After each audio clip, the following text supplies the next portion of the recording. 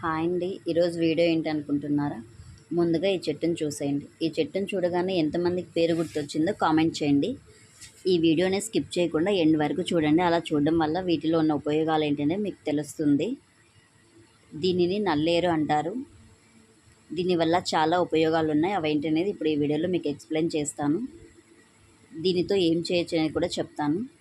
దీనిని నల్లేరు అంటారు. దీనితో చట్నీ చేయొచ్చు. మనం కూరలలో కూడా యూస్ చేసుకోవచ్చు. ఈ వీడియోలో చూపించిన విధంగా నల్లేరు అనేది మనం కట్ చేసుకోవాలి. కట్ చేసుకొని ఇలా నేను చూపిస్తున్నాను కదా, కొన అనేది తుంచుకోవాలి. మిగతాది అనేది ఇది యూస్ అవ్వదు. ఈ కొంచెం మాత్రమే దీంట్లో యూజ్ అవుతుంది.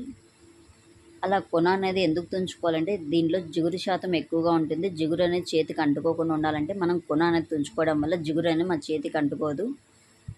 ఇలా నేను చూపించిన విధంగా మొత్తం అంతా తుంచుకొని పక్కన పెట్టుకోవాలి. నేనైతే మీకు చట్నీ చూపిస్తున్నాను. ఇలా మొత్తం అంతా తుంచి పక్కన పెట్టుకున్న తర్వాత చట్నీకి కావాల్సిన ఐటమ్స్ ఏంటి, వీటిలో ఉపయోగాలు ఏంటని ఇప్పుడు మీకు ఈ వీడియోలో ఎక్స్ప్లెయిన్ చేస్తాను. ముందుగా చట్నీకి కావాల్సిన ఐటమ్స్ ఏంటో చూసేయండి. నల్లేరు చట్నీకి కావాల్సిన ఐటమ్స్: నల్లేరు, పచ్చిమిర్చి, ఆనియను, శనగకాయ పప్పులు, చింతపండు, జీలకర్ర, టమోటాలు, కొత్తిమీర ఉంటే కొత్తిమీర అయినా యాడ్ చేసుకోవచ్చు. నా దగ్గర లేదు, స్కిప్ చేసేస్తున్నాను. ఇలా నేను చూపించిన విధంగా పచ్చిమిర్చి అనేవి కారం ఎక్కువగా తినే వాళ్ళైతే ఎక్కువగా తీసుకోవచ్చు, 10-12. లేదా తక్కువగా తినే వాళ్ళైతే 7-8 తీసుకుంటే సరిపోతుంది. ఆనియన్ 2 తీసుకోవాలి. శనగకాయ పప్పులు ఆప్షనల్ అండి, ఎందుకంటే శనగకాయ పప్పులు తీసుకోవడం వల్ల చట్నీ అనేది సద్దొస్తుంది కాబట్టి శనగకాయ పప్పులు చూపిస్తున్నాను. చింతపండు అనేది నిమ్మకాయ సైజు కన్నా కొంచెం తక్కువగా తీసుకోవాలి, ఎందుకంటే చింతపండు ఎక్కువగా తీసుకోవడం వల్ల చట్నీ పులుపు ఉంటుంది, టేస్ట్ ఉండదు. జీలకర్ర కొంచెం తీసుకోవాలి. టమోటాలు పెద్దవైతే 2 తీసుకోండి, చిన్నవైతే 3 తీసుకోవాలి. ఇలా నేను చూపించిన విధంగా మొత్తం అంతా 1 by 1 వేయించి పక్కన పెట్టుకోవాలి. ఇది రోటి చట్నీ అయితే ఇంకా చాలా బాగుంటుంది. రోలు లేని వాళ్ళు మిక్సీలో అయినా వేసుకోవచ్చు. రోట్లో దంచుకోవడం వల్ల ఇంకా దీని టేస్ట్ అనేది చాలా బాగుంటుంది. వీటి వల్ల ఉపయోగాలు ఏంటంటే వీటిల్లో ఫైబర్ కంటెంట్ ఎక్కువగా ఉంటుంది, విటమిన్ సి ఎక్కువగా ఉంటుంది.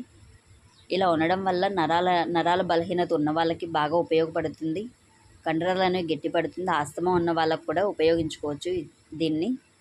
అంతేకాకుండా చిన్న పెద్ద పిల్లలలో కూడా ఆకలి అనేది మందగిస్తుంది కదా, అలా మందగించినప్పుడు ఈ చట్నీ వారానికి 2-3 సార్లు చేసుకొని తినడం వల్ల ఆకలి అనేది పెరుగుతుంది. అలా చేయలేని వాళ్ళు కనీసం వారానికి ఒకసారైనా చేసుకోవచ్చు. అంతేకాకుండా నరాల బలహీనత మంచంలో ఉన్న వాళ్ళు కూడా దీన్ని తినడం వల్ల చాలా ఉపయోగాలు ఉంటాయి. చూసారు కదా వీటిలో ఉన్న ఉపయోగాలు.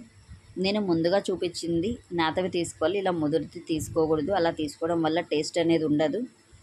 చూసారు కదండి వీటిలో ఉన్న ఉపయోగాలు. ఒక్కసారి ఈ చట్నీని మీరు ట్రై చేసి చూడండి, చాలా బాగుంటుంది, టేస్ట్గా కూడా ఉంది, ఎంతో ఉపయోగంగా కూడా ఉంటుంది.